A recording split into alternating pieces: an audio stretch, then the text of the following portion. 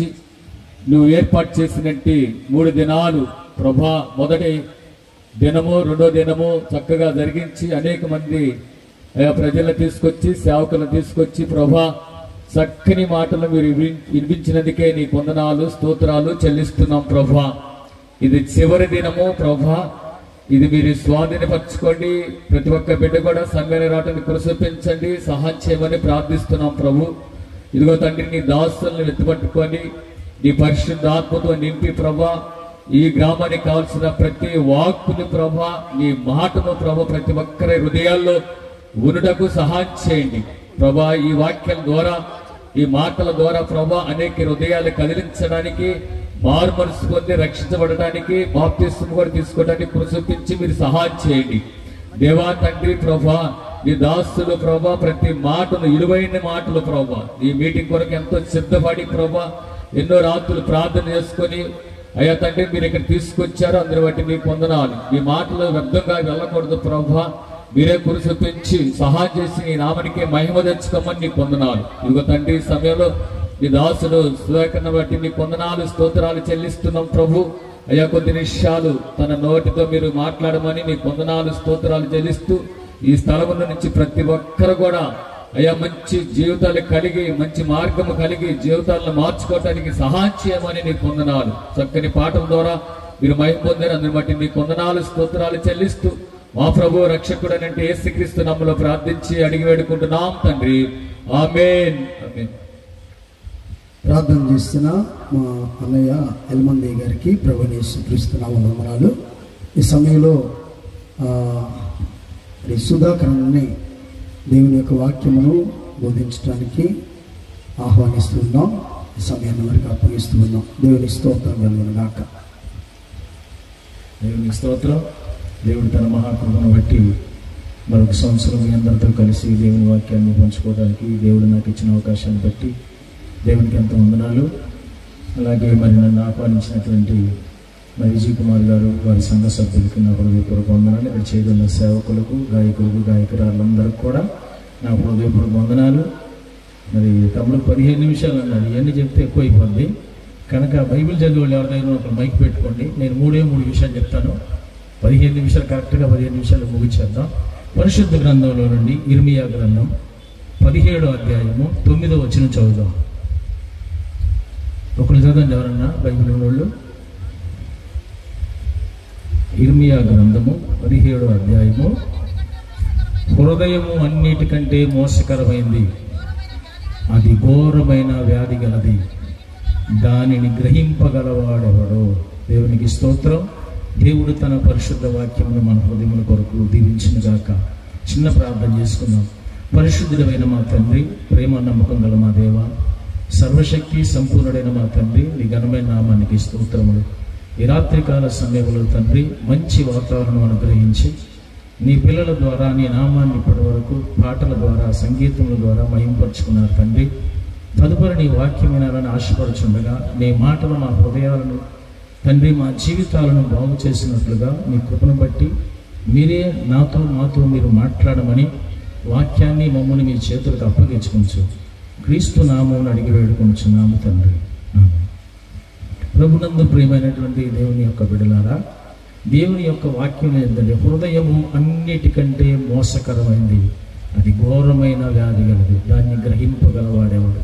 నిజమే, మనం చూస్తే ప్రభునందు ప్రియులారా, మనుషుని హృదయాలోచనలు మరి కొన్ని పరిస్థితులను బట్టి మారిపోతూ ఉంటాయి. అప్పటికప్పుడు మారిపోతాయి, అప్పటికప్పుడు నిర్ణయాలు తీసుకుంటారు. కొన్నిసార్లు ఆ నిర్ణయాలు మనకు మంచిగా ఉంటాయి, కొన్నిసార్లు మనకు నష్టం కలుగజేస్తాయి. కనుక అందుకని హృదయ పరిస్థితిని మనం గ్రహించలేము. ఎందుకంటే హృదయంలో మనం ఏం ఆలోచిస్తామో పక్కడికి తెలియదు. కొంతమంది ఏం చేస్తారంటే వారి ఆలోచన వాళ్ళకు ఉంటుంది, లోపల వాళ్ళ ఆలోచన పెట్టుకొని ఉంటారు, పైకి మాట్లాడుతూనే ఉంటారు, పైకి పని చేస్తూనే ఉంటారు, కానీ వారు హృదయం పనిచేస్తూ ఉంటుంది. ఏం చేయాలనుకున్నారు అదే చేస్తారు, ఏం చేయాలని ఆలోచిస్తున్నారు దాన్నే చేస్తారు. కనుక సాతాను ఏం చేశాడంటే మొట్టమొదట కేంద్రమైనటువంటి ఈ హృదయాన్ని నిండిపోయాడు. అందుకే యేసుక్రీస్తు ప్రభు వారు మార్కు సువార్త 7వ అధ్యాయం 21వ వచనంలో అక్కడ చెప్తున్నాడు హృదయ పరిస్థితుల గురించి. లోపల నుంచి అనగా మనుషుల హృదయములో నుంచి వచ్చేటువంటి వాటిని గురించి యేసు ప్రభు వారు చెప్తున్నాడు. అక్కడ ఏమొస్తాయంట మనుషుల హృదయంలో నుంచి? వినపట్ల లోపల నుండి అనగా మనుష్యుల హృదయముల్లో నుండి జారత్వమును ఇగో ప్రభునందు పిల్లలు ఇవన్నీ కూడా వస్తాయి మనుషుల హృదయంలో నుంచి. ఎక్కడి నుంచి వస్తాయి? మనుషుల హృదయంలో నుంచే. మోసకరమైనటువంటి ఆలోచనలు, మోసకరమైనటువంటి పనులు, మోసకరమైనటువంటి ఉద్దేశాలు ఎక్కడి నుంచి వస్తాయో తెలుసా? హృదయంలో నుంచే వస్తాయి. పెదాలు ప్రేమగా మాట్లాడుతూ ఉంటాయి, పెదాలు ఆదరించినట్టుగానే కనపడతా ఉంటాయి, లోపల హృదయంలో పనిచేస్తానే ఉంటుంది. పగను పెంచుకుంటారు, ద్వేషాన్ని పెంచుకుంటారు, ఈర్ష్యని పెంచుకుంటారు, పక్క వాళ్ళని చూస్తే వారవలేనితనం ఉంటుంది, లేకపోతే మంచివారిని సహించలేనితనం ఉంటుంది, లేకపోతే ఇంకో రకంగా మనుషుని హృదయము సాతానుకు కేంద్రం అయిపోయింది. ఎందుకు అయిపోయిందంటే దేవుడు ఎప్పుడైతే ఈ హృదయమును ఖాళీ చేశాడో సాతాను వచ్చి ప్రవేశించాడు దాంట్లో. సాతాను ప్రవేశించి ఇక వాడి ఇష్టం వచ్చిన కార్యాలు ఇవన్నీ కూడా సాతాను కార్యాలే. దొంగతనాలు, వ్యభిచారము, మరి తర్వాత అబద్ధములు, తర్వాత ఇలాంటివన్నీ కూడా సాతాను యొక్క పనులు. ఈ పనులు హృదయంలో పెట్టేసేసి మనిషిని నిలువెల్లా పాడు చేసి దేవునికి వ్యతిరేకంగా నిలబెట్టాడు. కనుక మనం అనుకుంటాం మనం అన్ని చేస్తాం, అన్ని బాగానే ఉన్నాం అనుకుంటాం. కానీ కొన్నిసార్లు మన జీవితం ఎలా మారుద్దో మనకే తెలియదు, ఎలా కార్యాలు చేస్తాం మనకే తెలియదు. కొన్నిసార్లు మంచిగానే ఉంటాం, అప్పటి వరకు ఆ నిమిషంలోనే మారిపోద్ది మన మనసు. ఏదో ఒక నిర్ణయం తీసుకుంటాం, అది ప్రమాదకరమైనది కావచ్చు, అది నష్టం చేసేది కావచ్చు, అది కుటుంబాన్ని పాడు చేసేది కావచ్చు, అది వ్యక్తిగతంగా నిన్ను పాడు చేసేది కావచ్చు. ఎలాగైనా సరే నీ హృదయమును పట్టుకుని సాతాను ఎడిదిప్పితే ఎడు తిరుగుతూ ఉంటావు. అనుకుంటా నాకేంటి, నేను నిబ్బరంగా ఉంటాను, నేను గట్టిగా ఉంటాను, నేను బలంగా ఉంటాను అనుకుంటావు. కాదు ప్రభునందు ప్రేరా, ఇది మోసకరమైంది. కనుక దీన్ని జాగ్రత్తగా దేనితో నింపాలో తెలుసా? దేవుని వాక్యముతో నీ హృదయాన్ని నింపాలి. దేవునికి స్తోత్రం.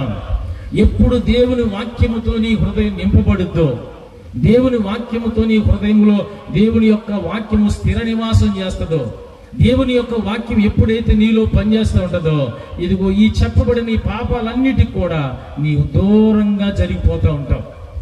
ఒకానొక పరిస్థితిలో యేసేపుని గురించి మనకు తెలుసు అందరికీ. యేసేపు యొక్క జీవితంలో, బానిసగా అమ్మబడినటువంటి యేసేపు యొక్క జీవితంలో ఒకానొక సమయంలో ఒక పరిస్థితి అతనికి తారసపడింది. అన్ని బాగానే ఉన్నాయి, యేసేపు చేతులు అన్ని బాగానే ఉన్నాయి. కానీ యేసేపుకే ఒక సమస్య వచ్చేసింది. ఏంటి ఆ సమస్య? పొతీఫరు యొక్క భార్య యొక్క మనస్సు అతని మీద పడిపోయింది. చూడండి ప్రభునందు పిల్లలు, అన్ని బాగానే ఉన్నాయి, కార్యాలన్నీ బాగానే చేస్తున్నాడు, నిరభ్యంతరంగా పనిచేస్తున్నాడు, డబ్బులు లెక్క చేస్తున్నాడు, భోజనాలు అందరికీ కావలసిన ఏర్పాట్లు చేస్తున్నాడు, జీతాలు ఇస్తున్నాడు, పొతీఫరు ఇంట్లో అన్ని కూడా చూస్తున్నాడు. అన్ని బాగున్నాయి అనుకున్న సమయంలో అతను కూడా వచ్చేసింది. ఏమొచ్చింది తెలుసా? పాపం వచ్చి ఎగబడుతుంది. కానీ యేసేపు హృదయంలో ఏముంది తెలుసా? దేవుని యొక్క వాక్యం ఉంది, దేవుడు వాక్యం ఉంది. వ్యభిచారం పాపం కనుక ఈ పాపాన్ని నేను చేయకూడదు. అతను చక్కని మాట అంటాడు, నా యజమానుడు నిన్ను తప్ప ఇంట్లో ఉన్నది ఏది కూడా నాకు అప్పగించకుండా ఉండలేదు, కానీ నేను ఒక్కదాన్ని అప్పగించలా. కానీ ఈ కార్యం నేను చేస్తే దేవునికి నేను ఈరోజునవుతాను, కనుక ఈ కార్యం చేయను. కనుక దీనివల్ల నాకు నష్టం వచ్చినా సరే, దీనివల్ల నాకు ప్రమాదం జరిగినా సరే, దీనివల్ల నేను ఏ విధమైనటువంటి దానికైనా సిద్ధపడతాను, కానీ ఈ దుష్ట కార్యం చేయటానికి నా హృదయంలో చోటివ్వను. దేవునికి స్తోత్రం. ప్రియమైనటువంటి దేవుని బిడ్డలారా, దేవుని వాక్యం వినటం ముఖ్యం కాదు, సభలకు వెళ్ళటం ముఖ్యం కాదు, లేకపోతే గొప్ప గొప్ప మర్మాలు వినటం ముఖ్యం కాదు. నీ హృదయములో వాక్యము నిండి ఉందా లేదా, ఇదే నిన్ను కాపాడేది. వాక్యం ఎప్పుడైతే నీ హృదయం నిండా ఉంటుందో నీ మోకాళ్ళు ప్రార్థన అనుభవంలోకి వెళ్తాయి. ఎప్పుడు ప్రార్థన అనుభవంలోకి నీ మోకాళ్ళు వెళ్ళనియో ఆత్మ సంబంధమైనటువంటి మర్మాలు దేవుడు నీతో మాట్లాడుతూ ఉంటాడు, ఆత్మ సంబంధమైనటువంటి జ్ఞానము దేవుడు నీకు అనుగ్రహిస్తాడు, నీవు నిలవబడటానికి శక్తిని దేవుడిస్తాడు.